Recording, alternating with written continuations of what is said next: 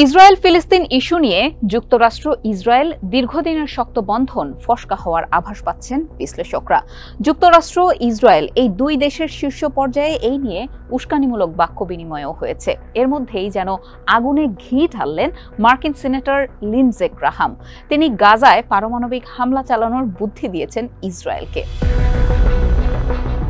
ইসরায়েলের কট্টর সমর্থক হিসেবে পরিচিত সিনেটর লিন্ডসে গ্রাহাম বলছেন, পার্ল হারবারে হামলার পর জাতি হিসেবে আমরা যখন জার্মানি আর জাপানের মোকাবেলায় ধ্বংসের মুখোমুখি হয়েছিলাম, তখন আমরা হিরোশিমা ও নাগাসাকিতে বোমা ফেলে যুদ্ধ শেষ করার সিদ্ধান্ত নিয়েছিলাম। সেটি সঠিক সিদ্ধান্ত ছিল। তাই ইসরায়েলকে পারমাণবিক বোমা দেওয়া উচিত, যাতে তারাও এই যুদ্ধ শেষ করতে পারে। ইসরায়েল এখানে হারতে পারে না।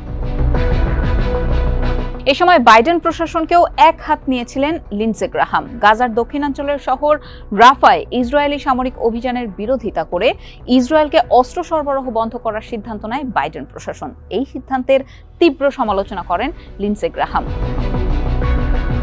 1980-র দশকে লেবাননের যুদ্ধের সময় ইসরায়েলে অস্ত্র সরবরাহ থেকে বিরত ছিল রোনাল্ড রিগ্যানের প্রশাসন। সেই বিষয়টি ঠিক বলে মানলেও বাইডেন প্রশাসনের সিদ্ধান্ত কেন ঠিক মনে করছেন না তিনি? এনবিসির উপস্থাপক লিন্ডসে গ্রাহামকে এমন একটি প্রশ্ন করেন।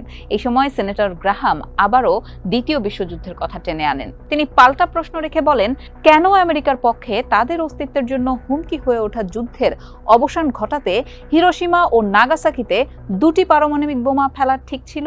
কেন এটা করা আমাদের জন্য ঠিক ছিল? কারণ আমরা ভেবেছিলাম এটা ঠিক আছে। এ সময় লিন্ডসে গ্রাহাম ইসরায়েলের প্রতি আহ্বান জানিয়ে বলেন, সুতরাং ইসরায়েল ইহুদি রাষ্ট্র হিসেবে টিকে থাকার জন্য যা কিছু করতে হয় তা তোমরা করো, তোমাদের করতেই হবে। গাজায় বেসামরিক প্রাণহানির জন্য হামাসকেই দায়ী করে লিন্ডসে গ্রাহাম বলেন, হামাস বেসামরিক নাগরিকদের মানব ঢাল হিসেবে ব্যবহার করছে। আমি মনে করি যতক্ষণ পর্যন্ত হামাস তাদের নিজ জনগণকে মানব ঢাল হিসেবে ব্যবহার করবে, ততক্ষণ গাজায় বেসামরিক মৃত্যু কমানো অসম্ভব।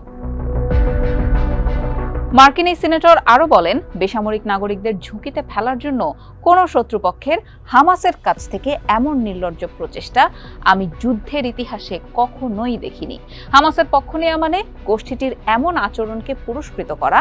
ইঙ্গিত দিয়ে আরও বলেন, আপনি এর মাধ্যমে আসলে শেষ জিনিসটি করছেন, তা হলো হামাসের এই আচরণকে পুরস্কৃত করা।